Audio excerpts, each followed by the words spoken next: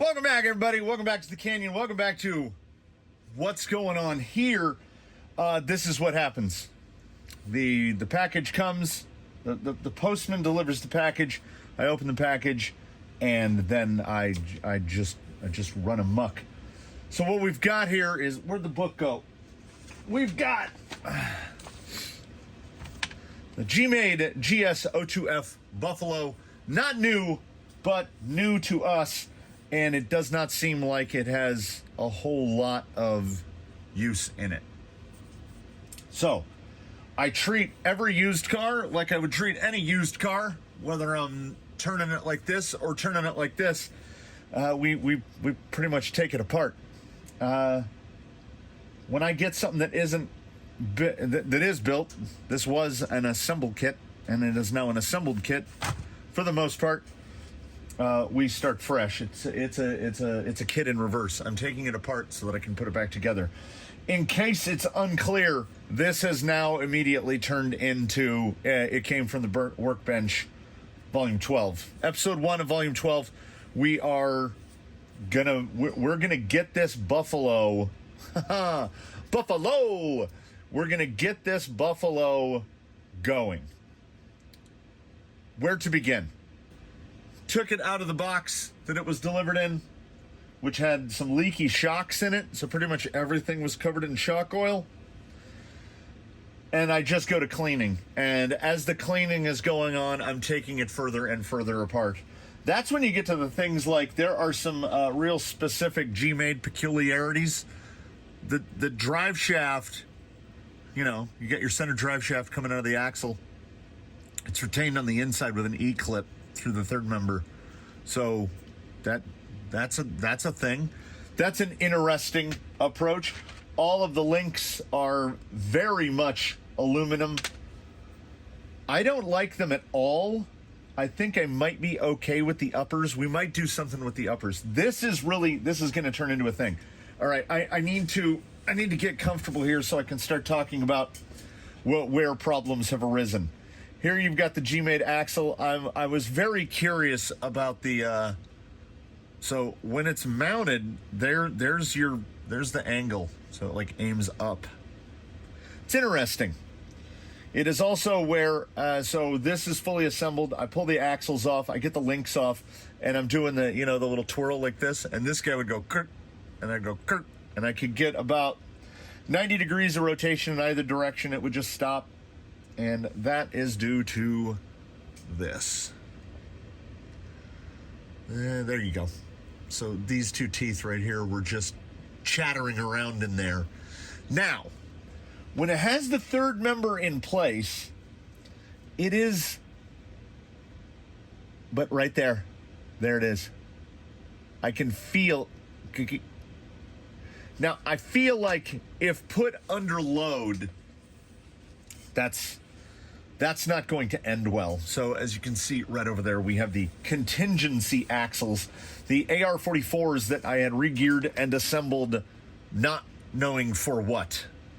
But as I know that that these have very functional axles and they've been freshly built, and I sized everything up and they will fit. I will have to change drive shafts, obviously, because the drive shaft is part of the pinion. Yeah, the pinion carrier is actually part of the drive shaft. It's weird. So, I mean, as you can see, it shouldn't be a problem. I think the spacing is exactly the same. So we're definitely gonna have some fabrication to do here. I'm gonna try to source as many links out of the links bins as I can. Otherwise, I will fabricate whatever I need.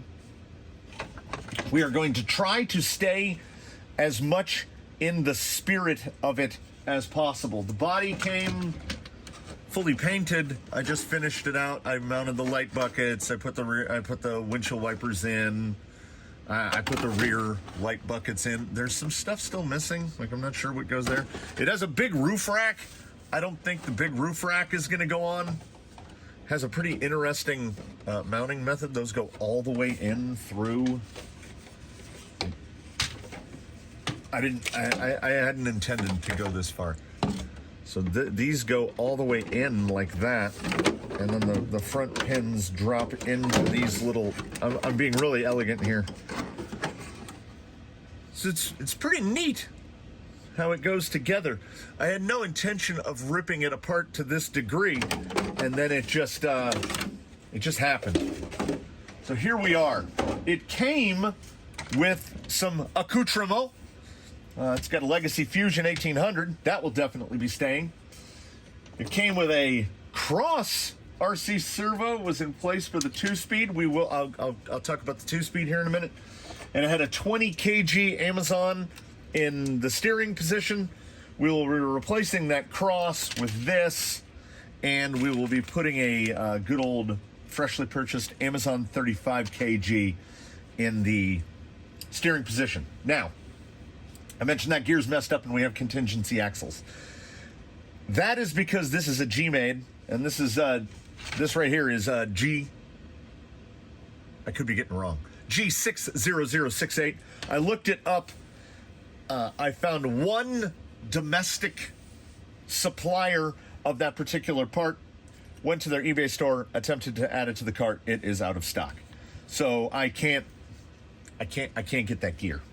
So I will reassemble. I will get the axles cleaned up and put away in the axle box.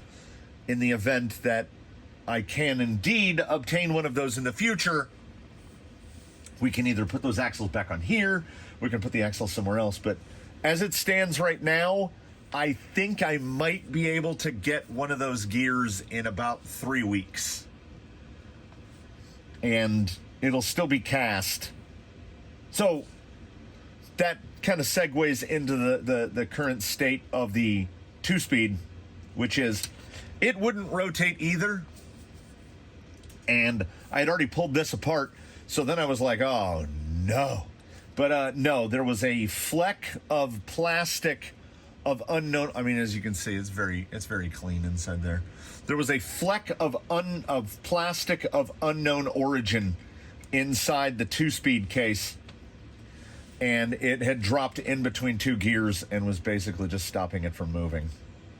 So you know how we roll around here. I am going to red and tacky the bejesus out of this. Get that gearbox reassembled. A very interesting thing. So what looks like an attached transfer case, because like the whole gearbox, so it goes over here like this, and then the spur goes there, and then the motor mounts on this wacky twirlatron contraption, then that goes all together like that. So it's like as long as a VFD twin, really. It is an odd egg. Yeah, you got to take the spur out to get the whole, it's one of those waterfalls where you got to take this off to take this off to take this off to take this off. So I got to, and this is one shaft that even beats the VFD twin. That made me want to, yeah, that is a 120 millimeter long shaft that runs down through the center there. These are things I call questionable decisions, but this thing hasn't come anywhere close to running and won't be anywhere close to running for probably 2 episodes. There's probably going to be 2 episodes in. And as you can see by the choices of components here, this was included. We remember the beeping, right? I thought it was a trash truck last time. It's the Amazon guy. Some of the Amazon trucks do that thing. I was trying to explain this to a buddy of mine. I was like, have you heard those new trucks that back up and they go... And he looked at me like he was crazy. And we've got that way to the south, we've got a gravel quarry. And the big, like, high tips out there, they use that. They don't beep when they back up. They go...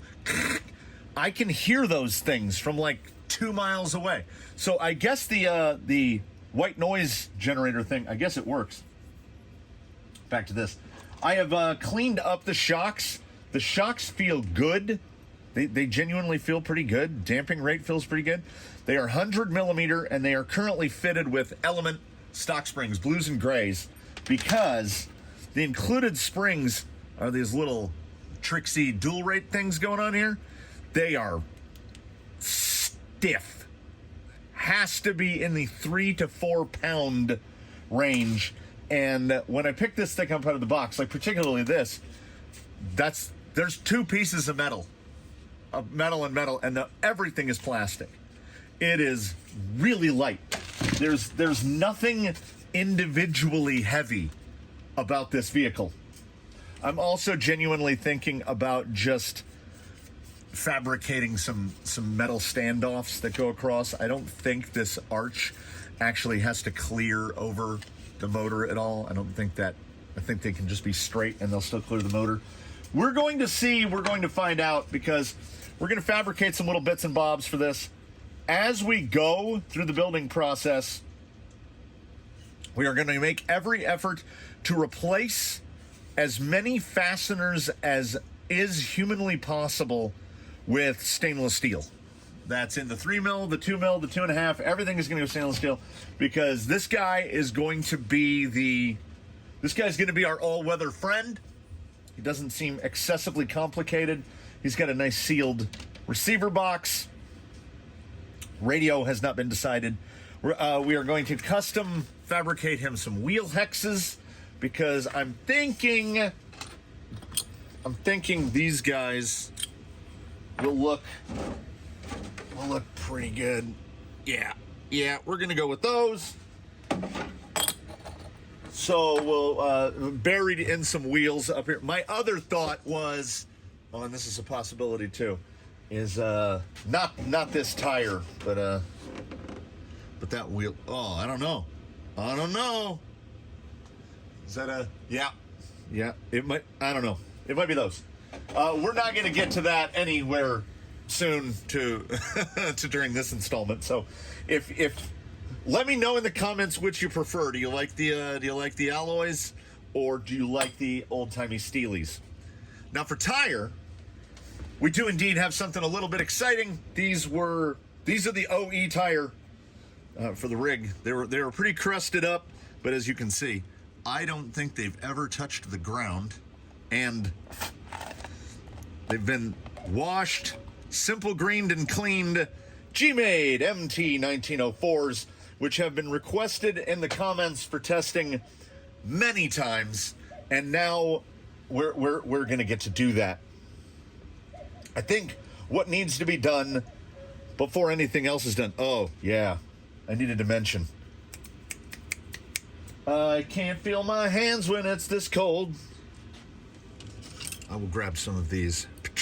So, in the midst of this gearbox, was it in this guy? Yes. So you've got this guy, which I'm going to have to look at the book. I just ripped this thing apart, and I kind of can't remember how it goes back together. I think that pin goes right there. This is the pin that goes inside this gear. I'm not saying that pin gives me pause, but it does give me cause for concern, because, baby, that's a tiny pin. We are going to indeed do the 2-speed. If you can have a 2-speed, have a 2-speed. The pinion is biggish. I think it's a 13. If I'm reading these holes right, it's a 13. It has a pinion. You can run a pinion from a 9 to a 15. Probably go 11, I think, if I'm digging through the memory banks. I'm pretty sure there's an 11 in the bin. So we'll get the 11 hooked up. I will show you how the motor clocks back in place when I'm putting it back together. But I've got to get really mucky right now. Grease this whole thing up. Make sure that I get it put back together correctly. I'm almost positive that's where that little tiny pin goes. Like I say, as soon as I saw this in the bottom of the box, I just went ham and just started pulling everything apart, because if I've got a reference, we're good to go. As you can see over here, well, you can sort of see over here, there's just screws strewn everywhere, because, like I say, most of the time when I do these, the screws are not a concern to me. They're going to get replaced. They'll go into that little catch-all container, which is the little guy right over by Luffy right now. And then, you know what? That's a problem for future me. I'm going to get this gearbox put back together. Hopefully it goes back together cleanly, and then I got all the little plastic bits out of it. And we'll get it greasy, reassembled, and then we'll talk about like whatever comes next. Everything goes back together in the reverse operation of taking it apart. And that was when I got to the point that like I hadn't done any twizzling, I hadn't done anything. So the contingency axles have become the contingency axle, singular. And I'll show you why here pretty easily. Here is the rear axle with its little hoopster, and you will notice the side that the ring gear is on. Got the ring gear right there. And here's the front axle, and you'll notice the side that the ring gear is on. They are on the same side. They are on the same side because this thing does that trickery that I think I highly approve of, and I don't understand why most manufacturers don't do it. The output shafts rotate in opposite directions. So if I were to put those AR44s on, the front wheels would spin forward and the back wheels would spin backward, and it would just kind of sit in one place.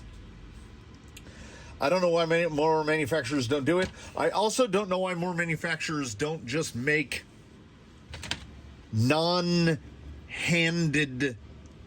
housings. Like, just make that housing a little bigger so that I can just flip the gear and run it either way. So we could run either one. We just need the other one the other way. So I believe the front is incorrect. All right, so the rear is right. The front has the ring on the wrong side. So what we are going to have to do, and I think this is a decision that I am perhaps fine with. What will have to happen is I will have to pull both of the axles apart, take the carriers out. They have actual clamps to hold the bearings down. Take the good gear out of there and put it in the front, and then just run this whole AR44 in the rear. That seems like what has to happen.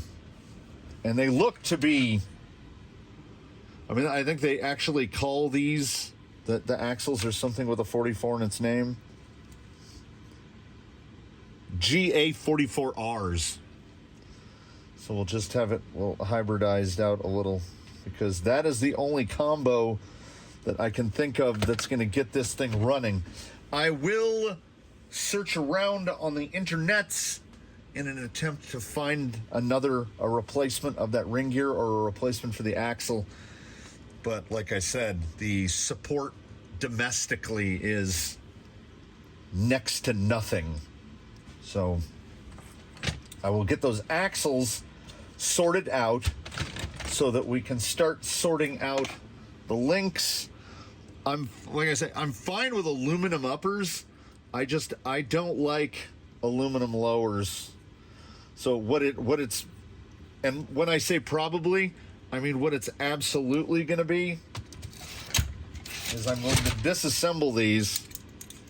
This is going to be one of the easiest things I've ever had to do, link-wise. And as you can see, they just use 4mm set screws. For anyone that has seen me build a link in the past, this is exactly how I build a link. So I will have these disassembled. I will take these over to the lathe, and I will just remake these out of brass. Done. I will leave the uppers as they are, and I will remanufacture the lowers. So I'll make 4 brass lowers of the exact same length. I'll just copy them.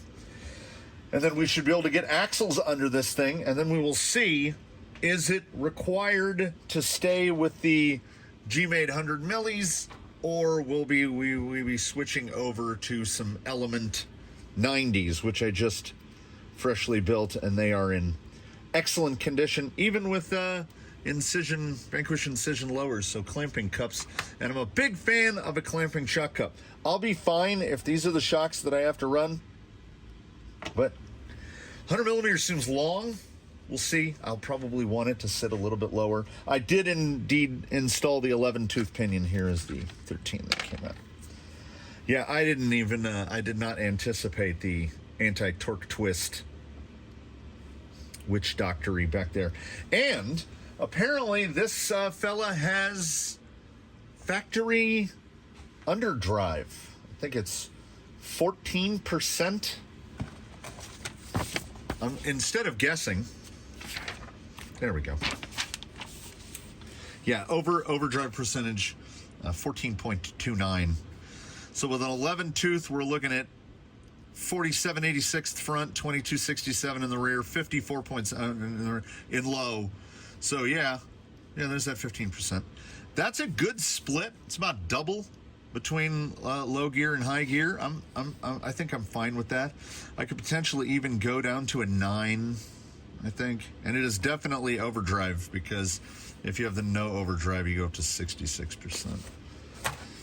Or 66 to 1. So I'm hopeful, despite the fact that I have to peruse the internet to try to find something to fix this guy. I wish there were more domestic support for the brands that don't sound like Traxxas Axial or Element, but we are where we are. So let me get this axle stuff swapped around. And before I do that, or while I do that, this is one of those things, I guess I've been spoiled by how some manufacturers do axles. Vanquish, Element, Traxxas. So I get this to a degree. So we've got that truss that goes across the top because of the upward facing guy here. But at the same time, it's not as if they're reusing the same housing. They are completely different housings. So to me, that truss seems superfluous. Just mold it into the axle, right? I don't see why that has to be its own part. And then we take more little screws. I noticed this Charisma does a similar thing. MST does a similar thing. Then I am going to guess, based on that information, that Cross does a similar thing. So you pull the metal cover off, and then, much like in a full-size rear end, you've got more bolts to pull out. So I mean, do the count, everybody. Most vehicles, and then even after I pull these holders out, you still won't be able to get it out because the axles are holding it in. I will have to unbolt these. You can see, it doesn't move. So the sheer amount of screws, I don't know how far these have to be taken out to get these all the way. To get the deletes off, I have to take these set screws all the way out. And they are set screws and big ones. So look at the ever-growing pile required just to... Oh, no. Guys, come on. It's like the bearing that would come in a Servo saver. And it's nice to see a support bearing on the axle shaft. But look at the growing pile of fasteners required just to get a ring gear out. And then I have to do the same process again in the front, because I already had the front apart to clean that thing out. And then I put it back together. And these, the retainers, you'll see there's a little lip on them. They are handed, so they have to be put together, back together in a very specific fashion. And after that, we get this guy out, and he does appear indeed to be in good shape. So he will go into the front housing, and then so we're going to have a G-made GA44R in the front, and an AR-44 in the rear. I mean, you know, what are you gonna do? We gotta do what we gotta do to get this thing going, because I can't have the bench looking like this forever, right? I'm gonna get those axles, I gotta do all that again, and then get it put back together. This part of the day is gone how many times this part of the day goes, where I just start going. I'm digging in bins, I'm pulling things apart, I'm putting things together, and you get to witness the fallout, if nothing else. Gearbox is back in there. I got to thinking about the radio. What am I going to do about the radio? I had the boxes right over here, fresh in the box, RC4G SV3, which was earmarked for another upcoming project. I said, well, this is the current project. How about we work on that before we just have radios sitting in boxes for months before some other project, well, weeks to months before some other project gets underway. So I started looking around and I thought, who needs an RC4GS and doesn't have one? So popping in for the moment, I've been working on the kernel for about the last half hour or so. Cut his fenders out, so no more rub. He's got basically the same fender line as Jake now. So he gave up his GT5 because he's running dig, and I was going to say I prefer momentary dig, but I don't prefer it. I kind of require it. I have one solitary individual running dig on a switch, and it's Argentum, and I'm not happy about it. So Argentum will most likely be getting his radio replaced with something else as well. I've been thinking RC6. So we've got GT5, receiver for GT5. Did I fabricate any links? No, you definitely didn't miss out on that.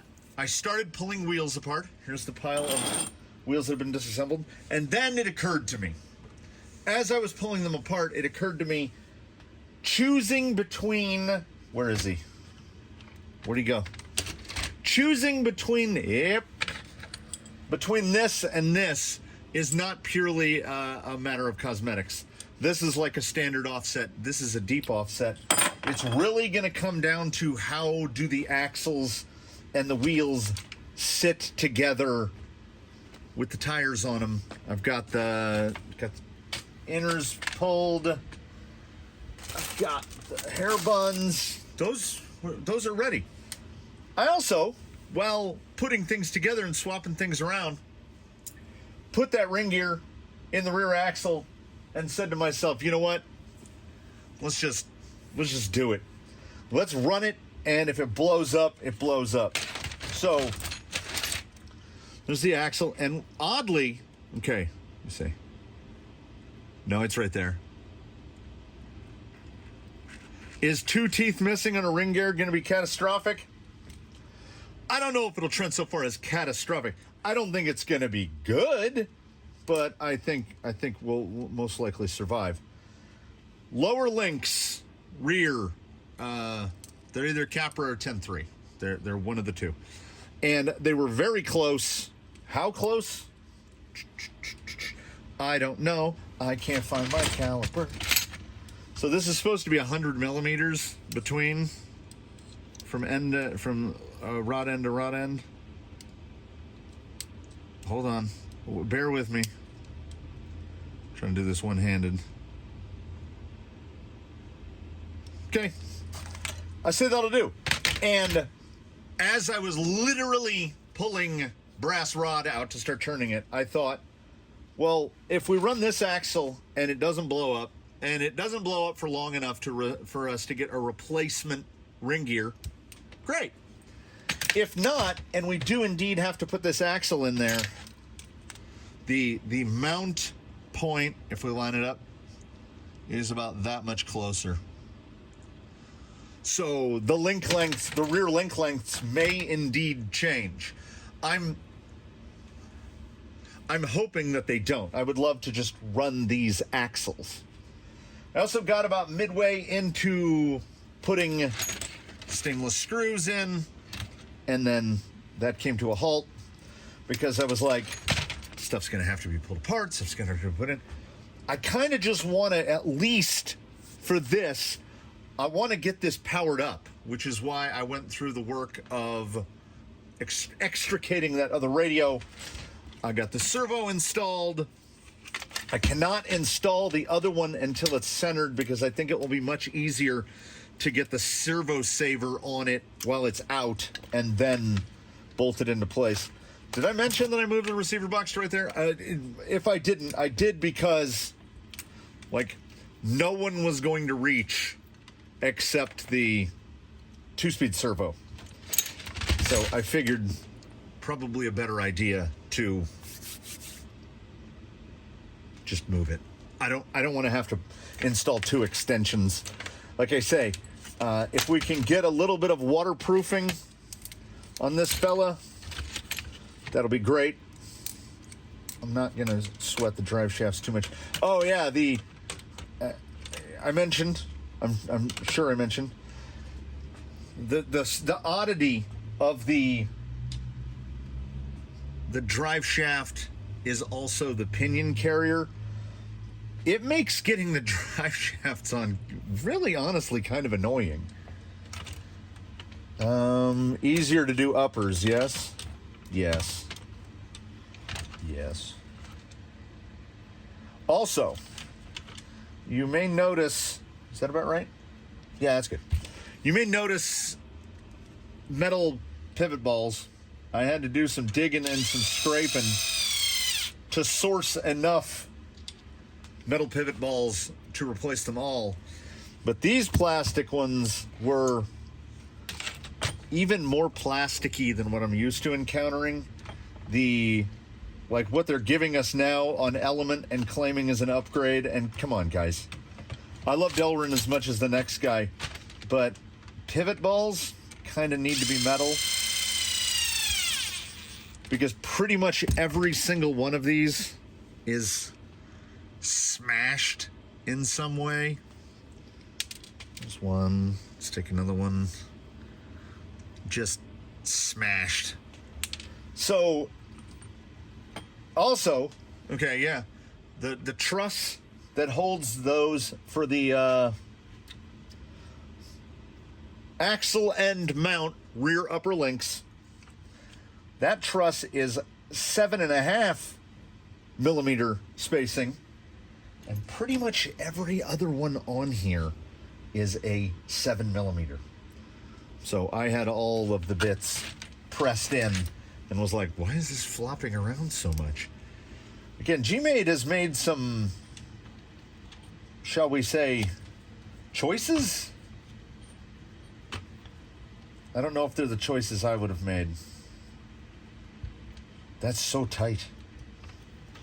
It happened off camera and it happened a little while ago, so nobody saw it. But you know what? I'm going to talk about it anyway because I'm a dumbass. And don't be like me. This was not broken because it's an inferior tool. It was broken because I'm a dingus and I was trying to tighten down a slipper. So I stuck this through the output, leaned on it with the wrench, the Stahlwheel. Where's Stahlwheel? Stahlwheel's buried under here somewhere. Leaned on it with that. Which do you think can withstand more torque? This or this? So I went and it made that ping and off it went. Making it the third 1.5 millimeter hex I've broken in as many months. I am a menace.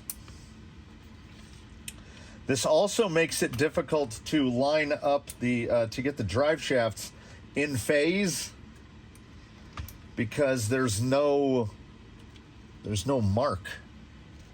You know, usually you just line up the pins. This is another reason why I haven't just started replacing with stainless. These lowers are running big 25 mil cap heads to hold the lowers in, so I will do what I ordinarily do when I'm doing a bolt shuffle, which is I'll sit down here, I'll turn the music up loud, and I get the bins, and I take out one screw at a time. I take that screw out, I throw it in I measure it, I get I throw it in a bin, and I just go until the whole rig is done. Yeah, that pinion angle is superb. And I'm not saying that facetiously. I mean, it actually is. That's a properly good pinion angle. Let us get the shocks thrown on. Here we go. Because otherwise, the rear end is just going to keep trying to fall off. Amazingly, I think I'm kind of finding the right screws.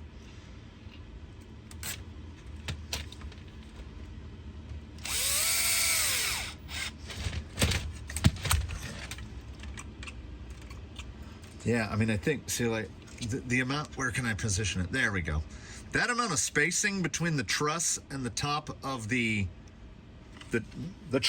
spacing between the truss and the truss, to me, it's too much. And I think some 90s on here will lower the ride height, but because it is so far from the truss to the truss, I don't think it will impact suspension travel. I think this thing is going to have too much travel, but I'm making guesstimation judgments. So let's get the thing put together. Let's make it move under its own power. We will throw either some random wheel set on it, or when I look at the body with the axles on, yeah, see, that's a pretty good pinion angle. Little bit of dip below the links, but everything's nice and smooth. That's not bad. It looks like I want ride height to sit around there. And I think even with these springs, it's going to sit higher than that. But we won't know until we know. You know what just occurred to me? It occurred to me this episode is going to be long. Because what we should do, we should get a radio hooked up, and we should get some servos plugged in. Is there a seal? Yes. We should get some servos plugged in so that I can start a... Okay. So that we can get the servo centered, get the horns on, get things in place. No matter how long this takes, and I think I'll just address it here out in the open. I think I worry about it more than anyone else. I'm often thinking, oh, is this running too long? I haven't gotten any complaints, so maybe I should just get on with the toy car stuff. Boy, I hope all these are long enough.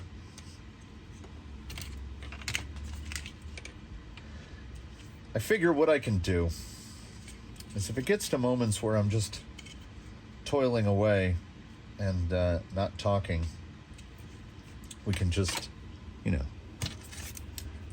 time lapse it, I guess. Hooking up the third channel. How much easier would life be if we had just locked it in low? And if I didn't mention, there's a land for an E-clip on that shaft, so you can literally, after it's, unlike everybody else, all the other 2-speeds and stuff like that I've encountered before, you either build it with the 2-speed or you build it without. And this thing doesn't give you any provision to lock it into high, but it does give you a provision to lock it into low. There's a slot for an E-clip, and you could just pop an E-clip on it, boom, you're locked in low. But I have some folks regard 2-speeds as a gimmick. I do not. I am in full support of 2-speed transmissions because while they add weight and complexity, what they also add is the ability to run as small of opinion as you want. Like, gear it all the way to the floor, get that mechanical advantage, get that torque. But then when you're driving around, like, nobody wants the rig that tops out at 2 miles an hour. So with basically double on this, we should actually get one. So I can gear this guy for 2 miles an hour and then switch him into high, and he'll go, 4.5. We'll see what he does on the 11. I know I read it, but I feel like it didn't go into my brain. Now, this is the Colonel's radio, so all the endpoints and everything are already set. I'm gonna have to go through all of that again. So let's start by calibrating the speed control.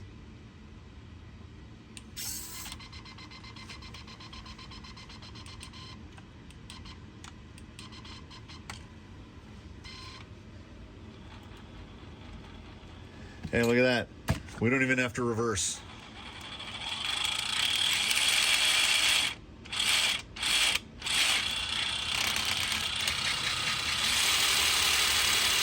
Yeah, high is pretty high. So, I mean, I guess watch the silver.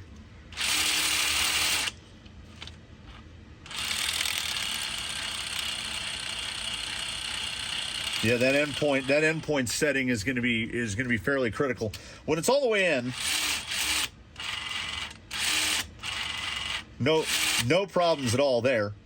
But when we go into low, which is where we want to be, a lot of clatter. You got to be right about right there. Very smooth right there. So we'll overdraw. And what's weird is if we go to right where that E-clip would go, yeah, it's perfect. Set in the manual, and oh no, I gotta go to the page. It's too perfect. This is that type of thing where I think manufacturers, they get into their own supply a little too much. Where's that at? Show me the numbers. Like, you've got stuff like you want to set your slipper, they go full tight and then back it off 1/8 of a turn. It's fine. It's fine. It's a ballpark. I live for the ballpark. And now I can't find it. So we install the saver, right? We go through this, we put the saver arm on. Low speed, 6.5 millimeters, that's about right. High speed. Guys, come on. Come on.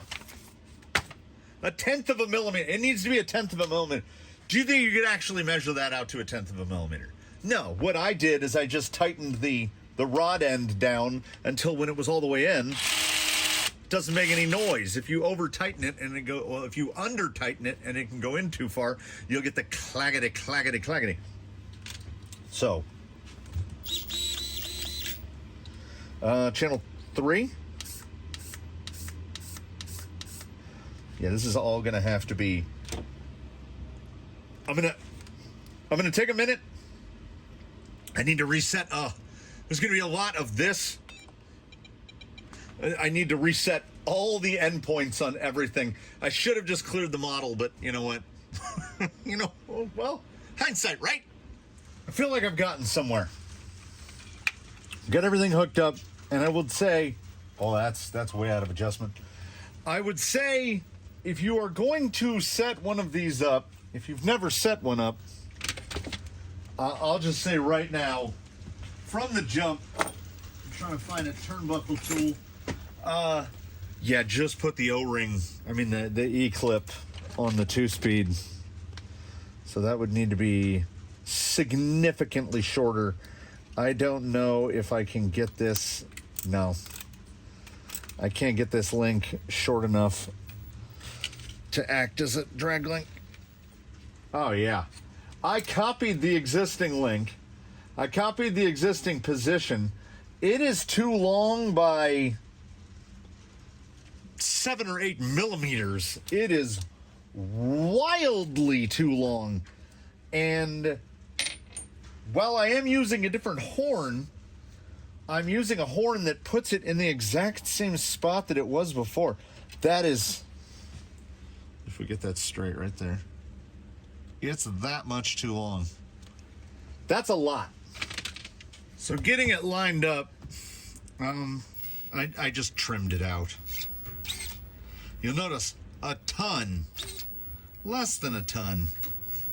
The horn, there's a little slot in the panhard mount, and you can see it deflecting it out of the way.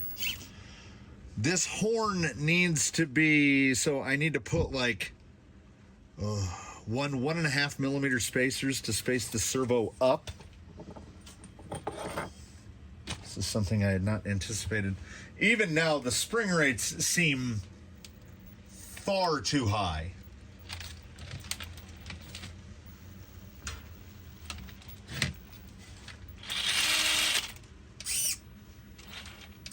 Okay, that endpoint is real bad. I had forgotten that on a fly sky, when you set the endpoints, if you don't hit this and then hit back, it just erases everything you did. So I need to reset the endpoints on the 2-speed in their entirety. All right. And you know what? I will regret it. But the regret is for a future me. We'll regret it later. I'm gonna set this thing up. It seems way too fast, but I can't tell. I don't notice any weirdness with the rear axle. You know what? It's raining. I don't care. We're gonna take it outside and we're gonna drive it. There's double buns in here. There's nothing that can happen to those. I've got the battery strapped to the top of the gearbox. The positioning actually isn't bad, but like I want this sitting like as far down as these will go. Yeah, it's probably going to be 90s, but you know what? I'm going to fix this so that it'll hold it in the correct position, and then I'm going to find like a hat, and then we're going to go drive this in the rain. This is a terrible idea.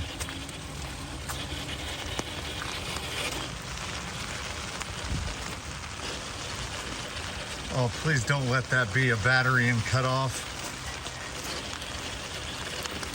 I don't know if it's a battery and cut off or if the way the thing is shifting in the 2-speed, it's not getting me into low. Because right now it's so slow.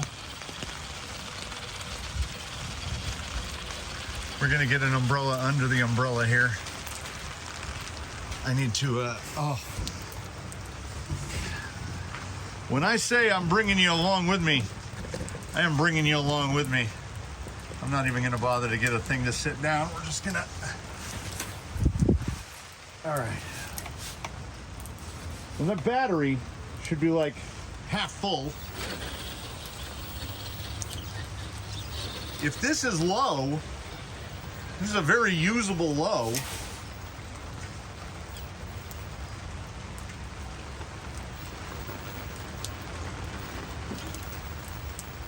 Yeah, I really noticed the true lack of steering in one direction.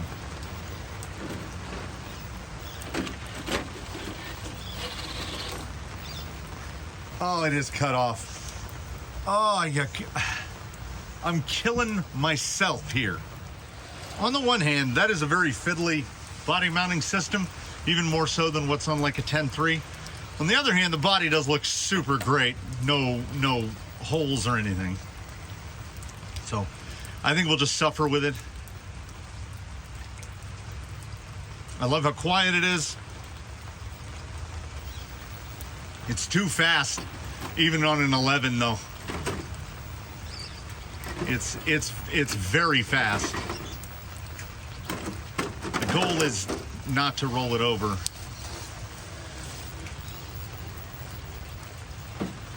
Yeah, I'm using like,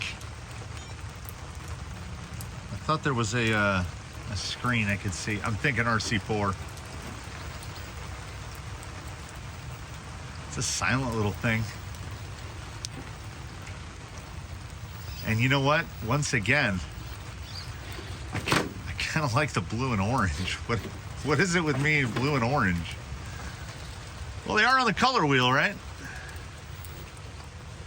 Oh, it's stink bugging. It's stink bugging quite a bit. I think, who in the chat thinks that I put the blue springs on the back and the gray springs on the front? Because I think this thing might need gray in the front, but whatever is one step softer than a gray in the back. Like I say, this is low.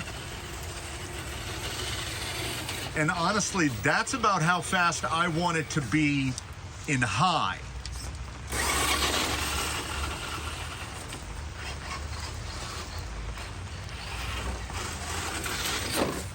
Yeah, this thing is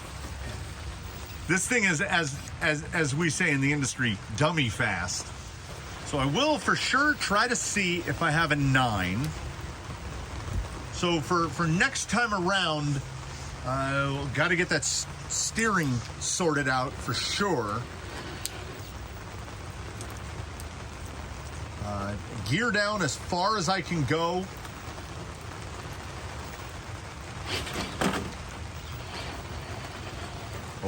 Oh, how's the low? The low's not bad. It's very light. It is very, very light. Even with that big body, it is very deceptive. How light it is, like I said, there's almost no metal, a lot of plastic. There we go. You know what? I said silvers, but there's a tail light there on the ground. The included, they've both fallen out. The other one is just out of frame right down here. So that 3M tape that was in the box has apparently, I don't know, what's the word I'm looking for? Worn out? It's just not good anymore. Because I super prepped those areas for that. I will scoop those up on the way in. It's like, I need to know, you know? That's why we're out here. And this is kind of what I want this guy's job to be. He's the guy that's going to come out on days and times like this.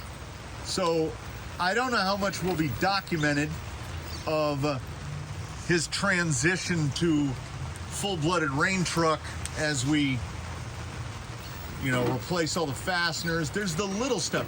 I'm genuinely amazed with how close we got to something operable. I'm good with it. I'm good with this. I want it to go a lot slower. Honestly, with the 1800 and the way the final is in this, I think a 1200 might actually be the ticket. I'm starting to think 1200 for anything with straight axles. But I think most importantly here, I must say, 2 missing teeth on the ring gear. I don't notice it at all.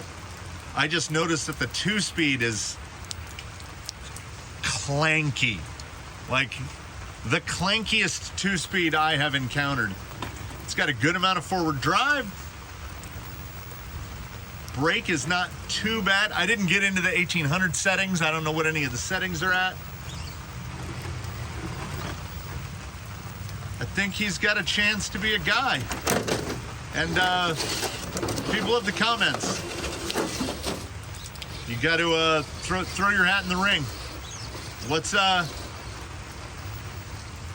What's his name going to be? He's the unofficial Canyon Foreign Exchange student. He came from a far-off land to dwell here at the Canyon. We got to name this guy, and like, he might be sky high, but he can't believe blue sky high. We've already got one of those. So honestly, I could shake this thing down in the rain all day, but I probably have stuff that I should be doing. So you know what I'm going to do? I'm going to get him a little more muddy out here before I head inside, and I'm going to say, oh, that was nice. That was a nice little tip back. I'm going to say to everyone, oh man, I got to go out in the rain. I'm going to say to you here in a wet and rainy closing, as it gets wetter and rainier, I would like to thank you all for watching. I would like to invite you to comment below. If you have any experience with the Buffalo, let me know. Tell me what's the needs to do, if there are such a thing. I invite you to like if you liked and subscribe if you haven't. Please do consider channel membership. I am like, yes, I'm under an umbrella, but like the rain is coming in just enough from the sides that my legs are getting drenched. So thanks for coming out here with me. Thanks for sticking with me in this one.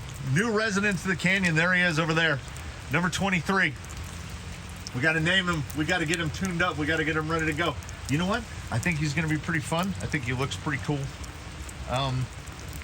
Tune in for whatever else I manage to produce during this rain-soaked nonsense, which this is going to keep going a couple more days. So probably, I think next up we're going to do some Fab Lab proper. That's the goal. Thanks everybody. I need to get this stuff back in the house, and it's fun to try to carry the radio and the camera and the umbrella all at once. So stay dry out there, everybody. Do your very best. Have a good one. Come back next time. We'll see you.